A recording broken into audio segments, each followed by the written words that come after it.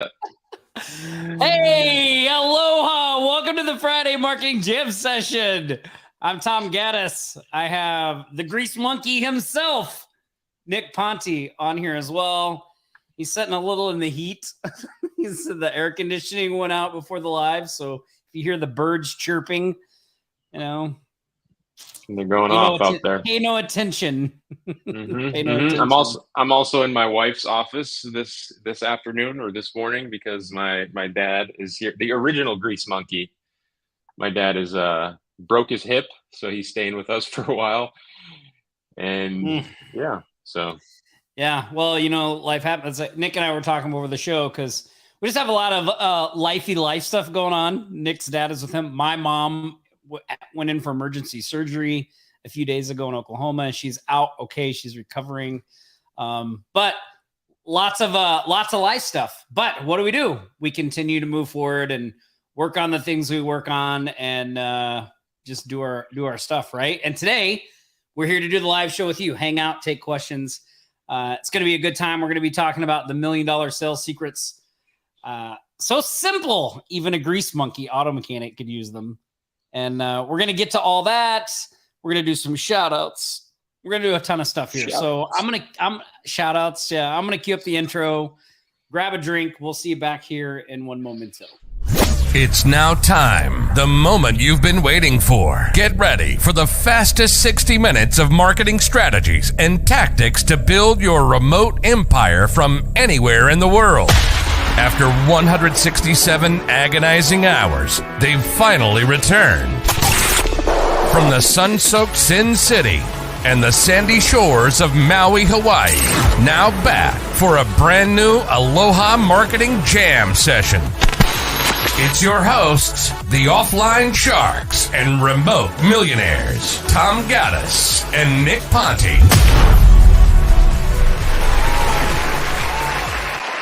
Oh, yeah, that crowd is fired up out there. Fired up. Welcome. Well, listen, I'm excited to be back. I missed you guys last week. Although I had fun. It was my 17-year wedding anniversary. And so the wife and I went down and stayed at Caesars for one night. And it was fun. Well, it totally was not well thought out. Because first of all, Nick, we were like, oh, well, our anniversary was actually Monday. But we were like, oh, the kids have school. My youngest daughter has orchestra. So we're like, oh, we'll just plan to do it that weekend. So I booked everything in the weekend. I didn't even look at what was going on. I just was like, okay, we'll just go down there and book. So I booked it. Then Thursday, we realized the kids were on spring break. So they had nothing going on Monday. So our Monday was wide open. We didn't have anything to do. We could have done it then. And then we get down to Caesars and it's St. Patrick's Day and it's March Madness. So the casino is just a fiasco. It's just packed. And anyway, we still had fun though. We had a great dinner and the staff down there at Caesars was awesome. And just got to hang out together, smoke some Caesars. We picked Caesars because they have a couple cigar bars in there, and they have a poker room that does poker tournaments and cash, and they have some really good restaurants. So we had everything all in one place. So we ate food, we smoked cigars, we played poker. It was a lot of fun. So had a good time there, but excited to be back with you guys. And yeah, what else did you have going on last week, Nick? Yeah, you're really fitting in Vegas, man. You're really just finding your seat there, huh? It's pretty nice. I like it here. Yeah. Well, last week we had a great live show. I actually messed up a number of the setups in the live show because those are things that you usually do. So without you, I know. Without you, it was a total disaster. For example, we had a great show. We had Lucy and Jason, subject matter experts from Remote Millionaires, were with us as well, and we just kind of did roundtable. We went around talking about sales, prospecting, Remote Millionaires, the benefits of having support and infrastructure, good stuff. And then at the end of the show, I was like, let's cue the outro. couldn't even find it. I couldn't find. I saw I was that looking. message in Slack. I saw that message in Slack. I was like, It's embarrassing. what is it? Just embarrassing, you know. So I'm glad to have you back too, you know, because it's a little difficult to do these without you, man. Yeah, well, they're fun. It was really weird. It's so funny. I was actually sitting at the poker table, and my phone went off, and I looked down, and it was like, Tom Gaddis just went live. I was like, oh my goodness. No, he didn't. Yeah. But anyway, you know, cool. On the agency side, though, because I know that's what we're all here to talk about: sales, marketing, clients, agency, stuff like that. Really been working on, and I talked about this a little bit last week, the retention of the clients in our business. You know, building out. Is anybody working on retention? Does anybody have or feel like that they have a pretty good handle on their churn rate? Does anybody know what their client churn rate is? And those are people that are with you each month through your subscription services. So churn rate would be how many people leave each month. Obviously, you want to have as low of a churn rate as possible. So month after month, you can always have a good base of income coming in your agency. And this allows you to have a good stable cash flow coming in so that you can make just long-term decisions for your business, rather than if you need to get clients each month to pay your bills, you have to make different types of decisions. You're not able to make decisions based off of the long-term growth and benefits of your company. More decisions based off of how do I get my next client today to pay my rent. Dorn says 3%. That is the metric you want. Sorry, go ahead, Tom. No, Dorn said 3% roughly. It's interesting because Chris said, I'm still working on getting those clients to be able to churn, because it's interesting because when you're trying to get your agency off the ground, you're so focused on bringing clients in, right? That takes up so much of your energy and your consumption. Like, obviously we want to have good fulfillment and all that stuff, but it's like, then like once they get there, we're talking about sales today, and all of this stuff works together. I mean, it's like you think, oh my God, one more thing I need to think about, but it's like, it's all important, right? Like the sales to bring the people in, and then, your ability to retain them long-term, plus your ability to continue to add new people. So if a client leaves, it's not like such a death blow. Like, remember when we were first working together, Nick, and I had like 5 clients that were all high-paying clients. Remember that? And then like within the course of 90 days, they were all gone. And I was like, they were all no-paying clients. Yeah, they were up to no-paying clients.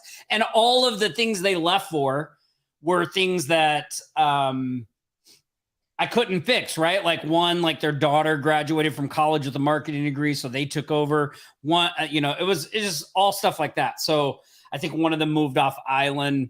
So that like churn is going to happen regardless of your retention strategies, but it is super important to do both of those things in tandem, right? To bring clients in and work to hold on to the ones that you have. Yeah, you're absolutely correct. Because think about it, everybody. The most difficult thing to do in your business right now is go out there and get a client, right? Put a 1 in the chat if you agree that is the most difficult thing. And if it's not the most difficult thing for you, then put in the chat what the most difficult thing for you is right now in your business. But at least for us, and our business is systematized, very systematized, still the most difficult thing is getting a client. And we've got things set up so it's relatively easy, but in the scale of what are the most difficult things, it's not the fulfillment, it's not the operations, it's not the management, it's actually getting the client. And so I see a lot of ones, most expensive too, Dorn, and usually the most difficult things are the most expensive, because if you're going to throw money at a problem and it's a very difficult problem, then you're going to have to pay a lot more to fix that problem. If it's an easy problem, then you can get somebody to fix that problem for a lot less. I would agree. I pay our salespeople at the agency really well. And it's because, we want to keep them hungry. We want them to do their job and get us a lot of clients.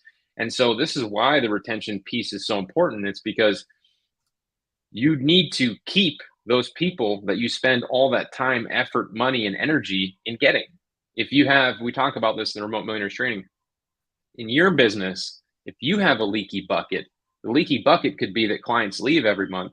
If your bucket is leaking, then you're never going to get to 6 figures, multiple 6 figures, 7 figures, and for us, multiple 7 figures if that bucket is leaking. So it is good. It is, we're going to talk about sales today, but it is good to start thinking about different ways to keep that retention up. And just to give a couple of quick tips for you, because this is something that's been relevant in our agency, and Tom and I have been working on this. It really is having some things in place that we do to make sure that we are providing a good service, but keeping a close eye, or someone on our team is keeping a close eye on our clients. So, our monthly reporting, each month we communicate the value that we bring. That helps people pay month after month if they know they're getting a return on their investment. Keeping an eye on, troublesome clients or projects that are more problematic. Maybe it's somebody that you've sold, but you still haven't actually been able to turn the campaign on, and you're already 2 months in, and it's because you haven't gotten access to their Google Ads account or their website, and you have a lot of back and forth. Those people, they're likely, if you don't fix those problems, you alleviate that friction, then they could leave. Campaigns that are not getting the results that they are looking for, these are ones that are more in jeopardy of potentially leaving. So being able to identify which campaigns and which clients are that way, are in those different red zones, as we call it, then you need to give them some extra attention. Sometimes our fulfillment is so systemized and so streamlined that we think like we can just pull 10 levers and deliver this awesome service and we don't have to do anything else. But sometimes you have to circle back around and spend a little bit extra time on some of these clients and extra attention in order to keep them around month after month. Because if you don't keep them around month after month, then again, you're just going to have a leaky bucket in your business. And that's not what we want. Yeah, absolutely. That's awesome stuff. Yeah. All right. Go ahead. If you guys want to dive deeper on retention, type retention in the chat. Not on this live stream, but we could put together a training and talk more about that, because again, it's just really relevant for us right now. But I think it's time we should probably shift gears into the sales topic, don't you, Tom? Yeah. We can absolutely do that. By the way, for those of you that are on the live show right now, one of the things about sales in the agency, and you'll see this with a lot of the stuff we put out, is there's really no secret to it, right? We don't use a lot of high pressure sales tactics or anything like that in the agency or anything we do. Really, what we focus on is one, understanding what the people we're reaching out to are need. And by need, I mean, what are they, what do they feel like they're not good at? What do they feel like they're missing out on? What is maybe creating a bottleneck in their business that they would like to get out of, right? So, we spend a lot of time looking for those types of things so that when we're reaching out to potential prospects, it's really just about identifying the people that are experiencing that, because we know we have a solution for it. So I'll give you a really straightforward example of this. A slow site speed. So we had a course that we did a while back called SSL Sniper. We developed this little software that we used in the agency that would identify people that had slow loading websites. At the time, there was a lot of talk all over about slow loading websites and how it affected your SEO and people leaving and things like that. And so, we looked and we developed something where we could identify those people. And then it was a matter of reaching out to those people and seeing who was interested in having it fixed, right? So a lot of our sales success comes back to not wasting time with people that aren't interested, right? We're really trying to figure that out right at the bat. Okay, one, do they have a problem we can solve? And two, are they interested in fixing it? If they're not interested in fixing it, then, there's no need to pursue them endlessly, right? We want people that are going to raise their hand and be like, oh, hey, I have that problem. And hey, I would love to have that fixed. Like I see that it's a problem. So there's a couple of things we do to facilitate that. One of the kind of broad general things that we typically do when we're looking at potential people is we try to see if they're spending money on advertising already. If they're spending money on SEO, if they're spending money on running paid ads, or if they're doing print or something like that. For us, that's a pretty good indicator that they, because we get this from people all the time. They say, oh, well, I call these people, but they say, I just do referral. I don't believe in advertising and marketing. Like, we don't even mess with those people, right? Like, we don't try to convince them why they need advertising or marketing. We're just like, thank you very much, and move on to the next person. So we tend to try to look for people that we don't have to have that conversation with. And one way we do that is by, okay, look, this person has a slow loading website, but like, what do we see that they're doing? Oh, look, they're spending money on Facebook ads. Like, so people are coming from their Facebook ads to their website and it's loading slow. That's probably creating an issue. Now we can shoot one of our little, Loom style videos and be like, hey, I was, on Facebook and I saw you run this ad, and then I went to your website and I noticed it's loading really slow. Like, this is probably costing you sales and conversions. Like, I would recommend you fix this. If you don't have anybody that can fix it, reach out to me. I can help you fix it, right? That type of a thing. That's just a quick little summary there.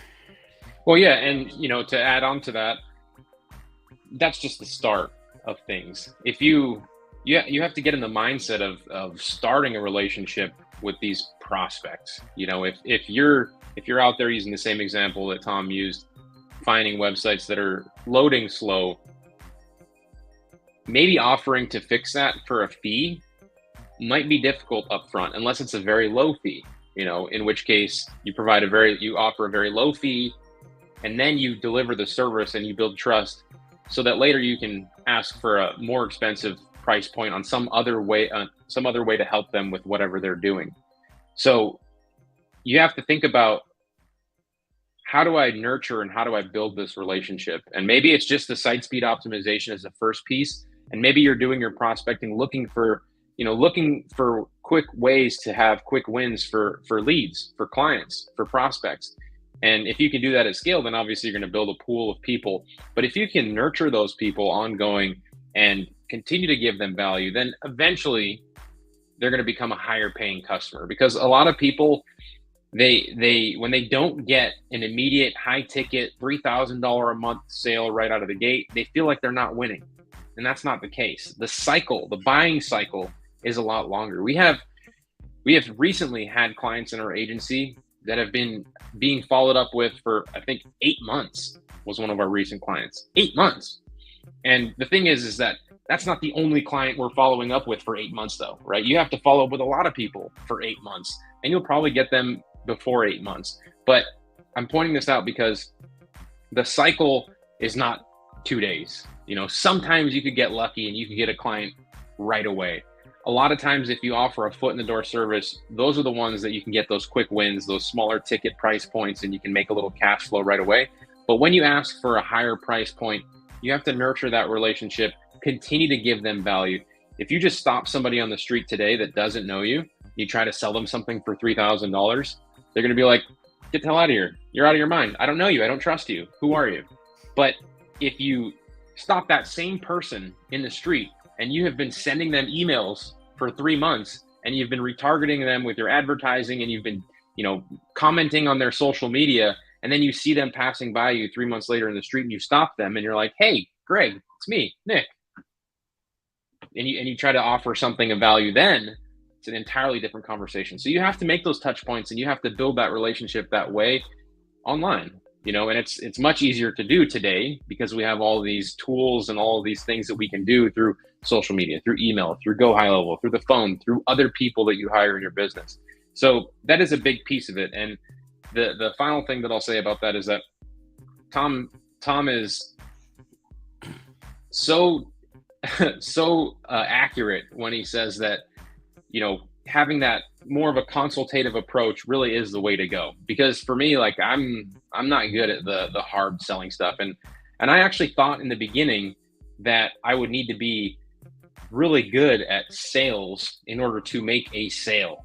And once I stopped looking at it, all of my prospecting as like an actual sales conversation and looked at it more as just a casual conversation of trying to figure out where they are struggling and how I can help, it took so much pressure off of actually bringing in that lead as a customer. And so I definitely encourage you to maybe think about it that way. If you're somebody that is picking up the phone and calling, sending emails, your BNI, start looking at these conversations and opportunities as ways to just have a conversation, exploratory conversation. What's going on, Greg? How's business going? I love saying that line. How's business? You know, because when you ask someone how's business, they could say it's great or it's freaking sucks. You know, we're having a hard time here. We need to hire more people, or, you know, our website's down. But having that initial opener is really going to help you to have those casual conversations. Yeah, I think that's so true. And there's a couple of things in there too that you teed up that we've also been talking about this week. How many people here were on the Q&A thing we did on Wednesday, right? Like I fired up the Zoom for an hour, just hung out. I think there was like 40 people there, something like that. We just sort of hung out. Some of the subject matter experts from Remote Millionaires were there. Some of the students. Yep. Some of the new members. So pretty awesome. Before I get into that, first, we're going to give you guys a link. Nick actually recorded one of his sales calls where he closed a person for $1,500 a month on the spot. So we're going to share a link with you at some point, and you'll be able to go watch that, and you can hear how he talks, and you'll hear that conversational style. So, but on that training we did on Wednesday, saw there were people there. Yeah, awesome. Nick Luisi, who's one of our sales experts here between Offline Sharks and Remote Millionaires. Nick used to work for Dan Kennedy at GKIC, and now he's over here with us. And he was talking about ABC, which most people think is always be closing, but for him, it's always be curious. And that's a good mindset that's a good thing to keep in mind when you're talking to a potential client, because let's say they say, oh, well, I need to redo my website. Well, why is that? Like, what about it isn't working? Well, this and this. Well, tell me more about that. Like, is there like a specific thing, like, have you seen what you like somewhere else? Like, does one of your competitors have a good site you like? Like, think about that type of approach, right? Just always be curious. They say something, and instead of just nodding your head and going on, like really listen to what they say and then say, well, wait, could you like explain that more to me? Like, I want to dive a little deeper into that. Like, what, like, how is that creating? How's that creating an issue in your business? Like, is that costing you sales? Those types of things, right? So one, I thought that was really good. The other thing, and this goes back to, to the conversation as well, which is when I said, like, do they want to fix it? Like, there's also some other pre-qualifying things in there that are important. Like, and you hear this all the time in sales books, but it's like, sometimes it's hard to connect it. Like, are they the decision maker? Do they have the money? Those types of things, right? So I know for me, I feel really uncomfortable talking about the money. So when I was first getting my agency off the ground, I would talk about everything but the money, right? And then at the end, you're like, okay, they're like, well, how much? And you're like, sweating. $2,000. And they're like, yeah, just like, you don't even want to say it. You're like, $2,000. Like, you just throw it out as quickly as possible. Yeah. Can I just write it down and pass it to you? Who feels like that? Put a 2 in the chat if you feel like that. It seems really uncomfortable, right? And then you find out, well, we don't have that kind of budget, right? And now you've spent all this time, selling them, and like, they don't have the money. So a business mentor of mine used to always tell me, stop doing that. Like, talk about the money first. There's nothing wrong with that. Like, talk about the money up front. So you do want to get that into your conversations as early as possible, right? And the way that you do that is there's two ways that we do it. So one is we have a discovery form that everyone fills out before we get on a call with them. So when somebody reaches out to Nick and they're like, hey, Nick, I want you to redo my website. Nick doesn't say, oh, let's set up a call. He says, do me a favor, go to this link. I'm going to text it to you. I'm going to email it to you. Fill out this form and then we'll set up a call, right? And it's on our website. So that form has several questions in it that are pre-qualifying questions. So we used to do this. Before that, we would just do this on the call, and you can still do that. And I'll talk about that in a second.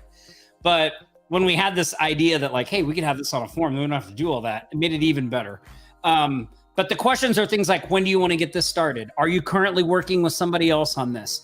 Have you tried to fix this before?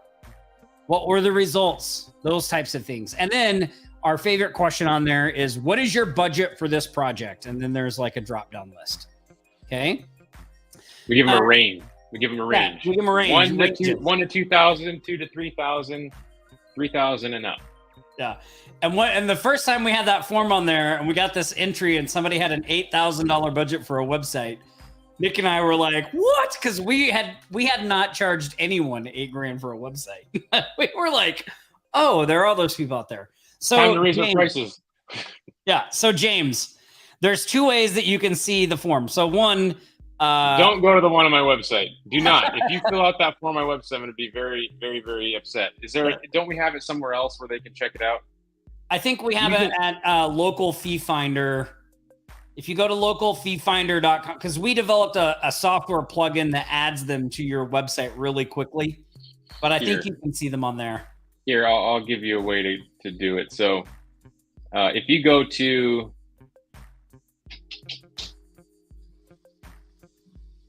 you see my screen? Yeah. Okay. So if you go to 808agency.com, you can see the discovery forms at the top of the page. And you can go through it. If you want to submit them there and go through the process of seeing all that, that's fine. You can.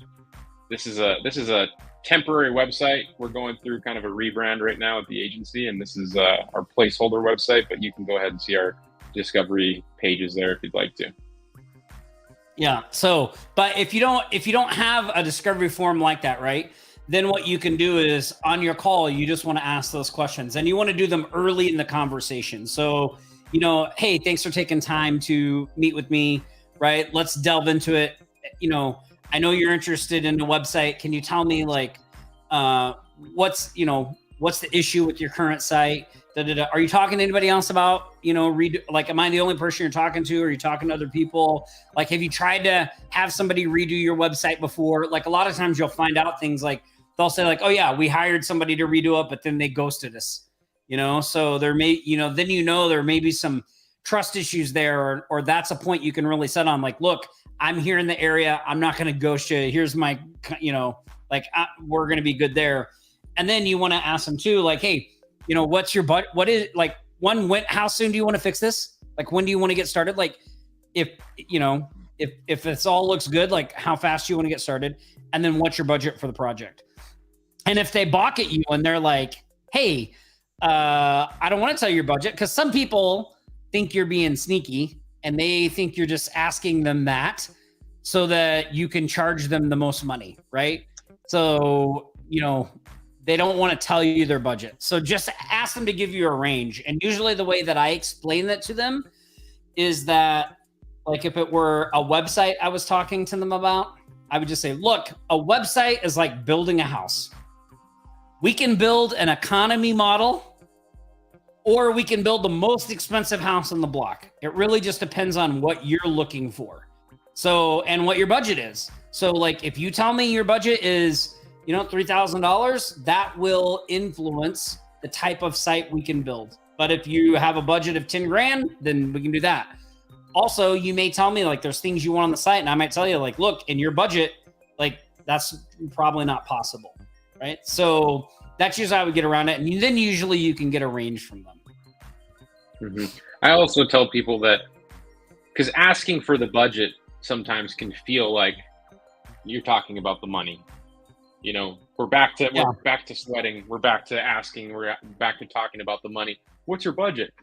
And the reason that it feels that way is because usually when you ask people, what is your budget? They feel like you're just going to charge them whatever their maximum budget is. And so I like to follow that question up, what's your budget, by calling that exact thing out right away. So what's your budget for this project? And I'm just asking you, not because I want to charge you the maximum for your budget, but I want to figure out how we can get you the best possible price for the budget or the best possible product for the budget that you have. So, if you tell me you have $1,000, well, I'm going to try to get you the best possible product as we can for $1,000. If you have a little more wiggle room and you have, $5,000 or $6,000, obviously we're going to be able to build something that's more sophisticated. We're going to have more campaigns. We're going to be able to put more money into it. And you're probably going to get a greater ROI. We still want to help you even if you have a lower budget. So I'm asking you this question just to make sure that we can get you the best possible outcome for the budget that you have. And that kind of deflates it, right? Because it's like, okay, that makes sense.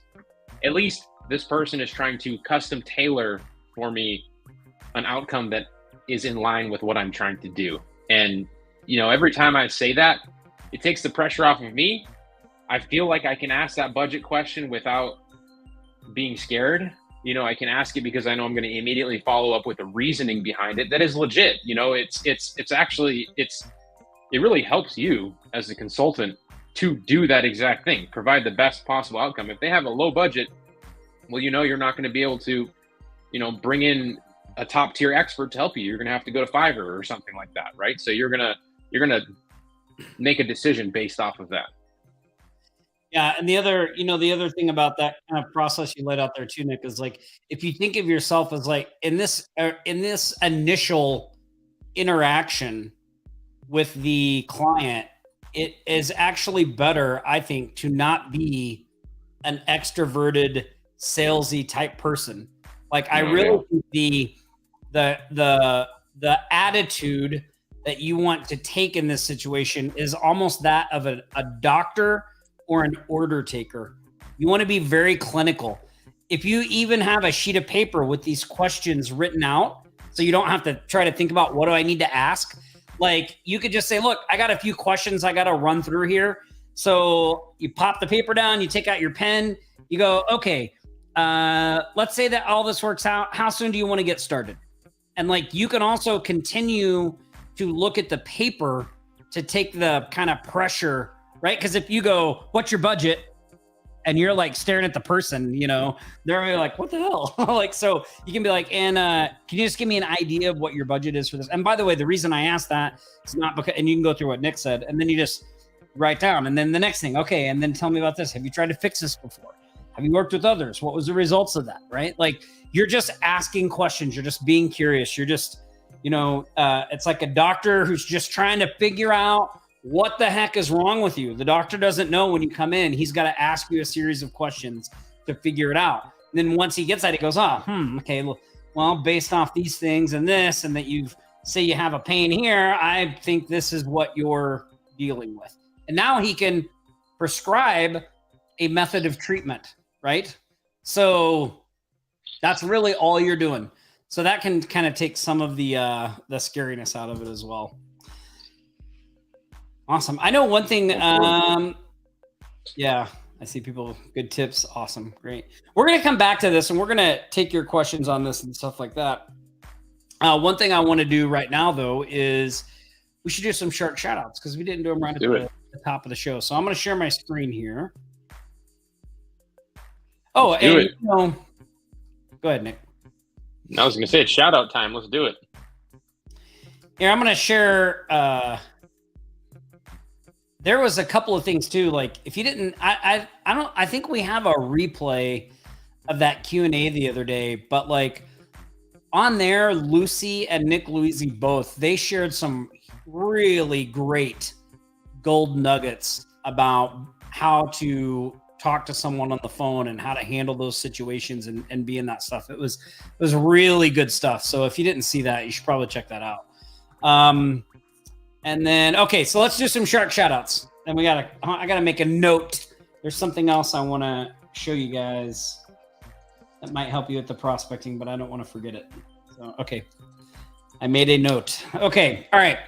So shark shout outs. We got some good ones this week. Mr. Ash Butler closed a client for social media posting designs, $275. Excellent work, Ash. Marvin Drobes sold a website to a home remodeling contractor, $1,750 plus 6 months of Google Business Profile Management at $500 a month and $500 in Google Ads, $100 fee plus $400 ad spend. So that deal was a total of $4,850 plus the monthly. So really, really great deal, Marvin. Awesome work. Next up, Dave Sutherland, new client for social media management, Google Business Profile, Facebook, Instagram, $1,800. One-time Google Ads optimization, $500. $600 a month for 3 months, Google Ads optimization, setup of remarketing segments, and conversion tracking. So a $4,100 deal in total. Excellent work, Dave. Remote Millionaires, Bill Stanley sold some printing for a power wash company. Business cards, door hangers, and yard signs, $1,026. Awesome service to be offering, Bill. Like, that's really great. And then Shelly Ward, she sold a website refresh for a client she's had for 15 years. That is some retention right there, Nick. 15 years, $1,800. She sold a small starter website, $500, and 6 months of SEO for $2,400 for a new client. Total of $4,700. I love all these sharks with the multiple deals. Way to go. Excellent work. And then Oliver Leka sold a mini website, 5 pages, simple template. Later reported the sale was upgraded to $1,250, partly because they needed a fast turnaround. So $1,350. Oliver, excellent work there. So he makes the initial offering, but then how soon do you want this done? The client says, how soon can you get it done? Well, for a little bit extra, I can put a rush on this and we can get it done, right? So excellent work, Oliver. Excellent work. Don't just rush things without some extra in there for, I guess that's what I'm saying. And then Mr. Charles Thompson sold a 10-page affiliate marketing website for a longtime friend, $1,500. That brings our grand total to a combined total of $17,801 for the week of March 18th through the 24th. That's a grand total since the start of 2023 of $349,195. So we are closing in on $500,000. And let's see, January, February, March. We're 3 months in. But our goal, we did 1.6 million last year. You guys reported 1.6 million in business last year. So we want to beat that. We want to do 3 million. So if you're out there and you have wins and you're getting clients, you're taking action, getting results, man, share that stuff in the Facebook. And if you're not, get out there and take some action. So excellent work, everybody. One thing that I wanted to show you guys before we go on, I want to give you a little prospecting hack. So yesterday I had the Remote Millionaires coaching call, right? So one Thursday a month, Nick does a coaching call with our Remote Millionaires, and I do one Thursday, and then we have some subject matter experts. We have a sales call and a business call the other 2 Thursdays. But yesterday, before we got started, one of our Remote Millionaires was mentioning BNI, and it reminded me of a little prospecting hack that I figured out when I was in BNI, and I was like, oh, I shared it with them, and I want to share it with you guys too, because I thought this is pretty good. So it's just a way to build a list of potential prospects. So check this out. If you go to Google, and I am going to use Las Vegas. So I'm going to go to Las Vegas BNI groups, and you'll see like right here at the top, there's BNI Las Vegas. And by the way, BNI is all over the world. So if you put in BNI, whatever your area is, BNI groups, you will find a website like this, right? So these are the ones for Las Vegas. And then look at this. If you click on this BNI website, you can go down here, and in their links section, there is, see this chapter map? Everybody with me on chapter map? So you click on chapter map, and it will show you, like here, these are the BNI groups in the Las Vegas area. So there's 1, 2, 3, 4, right? But here is where the really amazing magic happens on this. If I click this Green Valley Ranch, which is out by Bruce Rogat, I would say Rogat, Bruce Rogat's stomping grounds,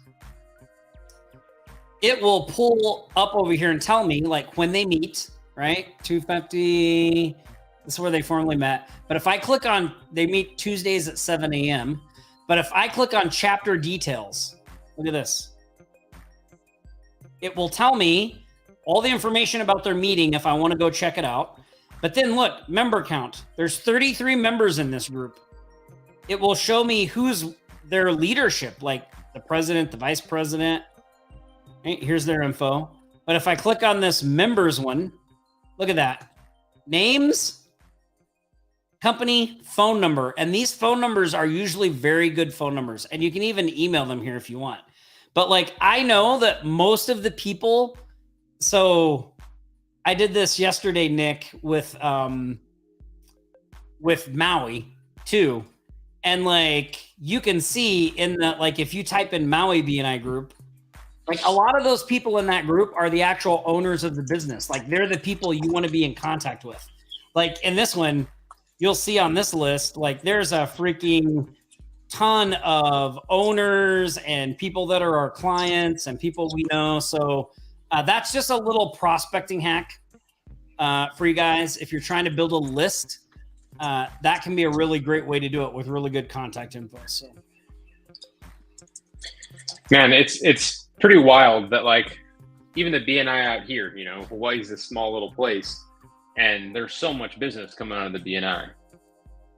So some people might be skeptical, and I get it if you are, but you know, there are BNI chapters all over, as Tom already showed you, and we have a lot of people in this community that have had a lot of success with BNI. We have people that take their AGM sites to BNI and just crush it. Like, so, I mean, was it Taylor that took his AGM site to a BNI recently? So Taylor actually started his own in-person meetup around his agency site. So he set up an AGM site, and then he's having like a monthly live meeting. So so he's kind of created his own BNI around his site. But yeah, taking your AGM site there is like freaking gold. Yeah. Or the postcard. I mean, the 9x12. Tom used to take the 9x12 and what do they call it? A little 30-second commercial? Yeah. So whenever you go to, so there's a couple things about BNI for those of you that maybe don't know. One, it's a paid networking group, but you can come as a guest, I think 2 times without joining.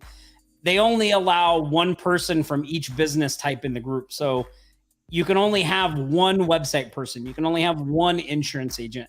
And the idea is that you refer your customers, not that you get business from each other, although you do get business from each other. And so like when I joined, they had a website person already. So I joined as a social media person. And then when the website person left, I took that position. But every meeting, everybody gets to go up and do a 30-second commercial about what you have. And then that way they can know how to refer people to you. So that's a really great thing. Yeah. Yeah. Yeah. And you know, this is a good place to prospect. You know, if you feel like you have no traction at all, go check it out. I wish I could find that picture of, God, we had this, hold on. Let me see if I can find this thing. We had this picture one time. No, I don't see it. Anyway, we had this picture one time of the BNI group, and we circled in red all the people that had been our clients. Remember, and there were only like, there was probably like 20, 30 people there, and there were only like 2 that weren't circled. Everybody else had been a client of ours. So it was pretty crazy. Look around too. By the way, if they don't have BNI, there's usually some kind of group like that. There's some other one. I know in California, they have a lot of different versions. They're not all BNI, but there's a lot of different groups. Another place you can go look too, if you don't have BNI, is go to look for meetups. So especially like WordPress meetups, marketing meetups, things like that. Gold Star is another one. Yep. Yeah. There's the EO. If you have a bigger business, EO entrepreneur organization, I think it's called. Lots of things like that. So yeah, really good stuff. All right. Oh, I want to put this link at the bottom. So this is the link for you guys to go watch the sales call that Nick did, where he closed the client for $1,500. It's a case study. Mm-hmm. So you can That's go a private. and check that. It's a private video. I have it unlisted. I think it's unlisted, right? Let me see. On Sharks. Yeah. So let me give you kind of a little synopsis about this call. So this was a cold lead. Cold, ice cold. Well, cold in the sense of, here, let me explain how they came in. So I set up a Facebook ad looking to help carpet cleaners and bring them in. You know, my goal is to obviously bring them in as marketing clients. And so I ran the ad, had the guy come in, take the lead magnet, scheduled the call, got on the call, closed them for a $1,500 a month Google ad campaign. And so on that call, I recorded the whole thing and then took that recording and created a video for all of you where I do kind of a director's cut, we call it, where we play the video, pause the video at key and important parts and explain why I said what I said in response to what he said, and break down the entire sales call so that you can hear the language and the thought process of why we do what we do on these sales calls and how we present the offer in the way we do and why we say what we say. Because Tom and I know that the most challenging thing for a newbie is not really knowing what to say, not really having the experience. And then if you just listen to a call from somebody, which there aren't a lot of them out there, but if you do somehow get your hands on a call, you don't know why they say the things that they say. And so it becomes difficult for you to be able to replicate that on a call. I know this because I thought I knew what to say on a sales call because I heard some training or I heard a recording on it. But when I got on the call, I just froze up. And it's because I didn't understand the reasoning behind the actions. And so this video is for all of you to understand the reasoning behind those actions. And so, yeah, it's our gift to you. It's set up on our YouTube channel. It's unlisted, it's private. It's not something that we release public, but we want to give it to you because we know that it'll help. So definitely go check it out. You can see the link, offlinesharks.com/director's-cut. Let me pull that up real quick. And of course, the ad strategy, the sales strategy, all of that stuff is a part of Remote Millionaires. You know, our Remote Millionaires members like Richie, Chris, people that are here on this call, they have access to that entire Facebook funnel, the actual funnel that brought in that carpet cleaner. And the cool thing about that funnel is that we can just turn it on and off. Now that it's set up, if we wanted to get an influx of new leads, last month I turned it on and boom, I didn't even make any changes. And we started getting leads, opt-in schedules, all that stuff. And the reason I'm bringing that to your attention is because I remember back in the day, Tom and I were, discussing, trying to figure out how to get one of these funnels set up for ourselves, but we had no idea. We finally cracked the code and figured it out. And so that's just one of the things that we give to people in Remote Millionaires. Tom calls it more of a, you said it's a higher level training to be able to set up a Facebook ad like that. But I don't think it is, because we show you every step of the way how to set it up and we give you the materials to do it. Yeah. The only reason I don't mean higher level as in more complicated. I just think it's it's not a strategy that someone who's trying to really bootstrap and get their agency going. Sure. Like, you got to have a little bit of a budget, right? So in my mind, when I think about running ads, I think, we have a little bit of traction and then we layer this in there, right?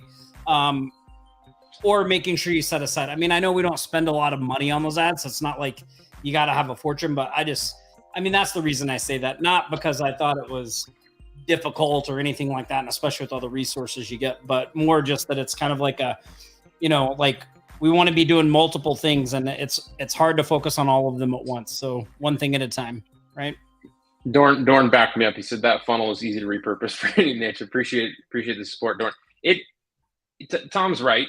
It is like if you're just entering the world of digital marketing and you are not familiar with anything, that isn't the strategy that I'd recommend for you. Well, and that's why in there, we give our RM members 3 different ways of prospecting. We have a free method, we have a couple of free methods, and then we have the paid ads, right? So you can pick and choose. Which, by the way, where are we at with that? So we are actually, we've been, we opened up Remote Millionaires for 25 new members, just so you guys know. I think we've brought in 18 or 19. So we only have either like 5, somewhere around there, 4, 5, 6 spots left for this round. So if you've kind of been on the fence, I do encourage you to go on and apply. I'm gonna pop that link in here too. Make sure you get this link. It's in the things as well. But hold on, let me grab this one. And yeah, if you go to that page with the video, there's a button to schedule below as well. Yeah. The I dropped the Q&A. I don't know why it does this for me, but like whenever I try to post something, it only posts it to YouTube. So yeah, maybe your Facebook isn't integrated. Yeah, I don't know. If you go to offlinesharks.com/directors, oh no, that's something one. Hold on. If you go to offlinesharks.com/apply now, you can file an application. It only takes 2 minutes, super quick. Again, someone from our team will reach out to you to talk about your business, see where you're at, see if it's a good fit. We, again, like everything else, not a high pressure situation. We're really interested in finding out about where you're at with your business, what you're looking to do, how you're going about that right now. Where are the, what is holding you back? And do we feel like Remote Millionaires is something that can help you get through that stuff? And if it is, then we'll talk about joining. And if not, you get some great valuable advice out of the deal. And even if you're not ready for Remote Millionaires, typically our team will kind of point you in the direction of like, well, this is what I would do to get to that point, right? So they're very valuable calls. Everybody on there is super knowledgeable. So yeah, go there, apply now. Yeah, I actually had a call with a guy that I met in New York, Scott, who's probably going to be a Remote Millionaire too. And I had that this morning. So that's probably one more seat that we'll be taking. And so I think I know that application, the deadline to get in the applications is I think Sunday. Okay, so, that's what I was gonna ask. All right. Yeah, like so like if you haven't put in if you haven't went and applied, you should do that, right? You should go do that. And then because we do expect that all of the spots are gonna fill up. So we're gonna fill them up. We're definitely gonna fill them up. We're gonna take 25 people this year to. They go every time we open it up. They always all fill up. So yeah, make sure you go do that. Yeah, we're gonna take people to new leaps and bounds in their business. So go check it out. Let's do the member of the week and Cash App and get out of here, Tom. Yeah, sounds good. All right, here we go. It is time for Here Comes the Money. Here we go. Money talk. Here comes the money. Money. Dollar. Ching, bling, bling, got the chatter. You ain't talking money, then you're talking no matter. We don't have a member of the week this week. So why not? But we do have some Cash App. We do have some Cash App money. We do have some Cash App. So our two winners this week: Michael Marquez, Enrique Fernandez. Congratulations! Awesome. Congratulations, gentlemen. And then the one thing that I want to say about the member of the week, Tom, is we need a member of the week. There's so many members in our community. You're all part of it. Go to the Facebook group this coming week. Share your wins. Share your successes. Be a good steward of the community, and you can respond to other people in there. Yep. Lots of questions are coming in. Jump in, give them some feedback like we do. It's I don't know. There's something to it being a part of this community. Having a little bit of a purpose here and being able to help out and see the transformations of other people in their business. There's so many people that have been in this community for a long time, and we've seen them grow. We've seen them grow so much, and it's just a really cool thing to be a part of. And if you're on this live stream right now, you have the ability to be a part of that by just jumping in there every now and then, sharing what's going on in your business, and also maybe helping out, answering a couple questions. And obviously, you could be a member of the week too. So take part. Yeah, definitely do that. All right, man. Well, it was an awesome live show. We appreciate you hanging out with us this Friday. Stay safe this weekend. Practice some Aloha. We will see you here next Friday. Same sharp time, same sharp channel.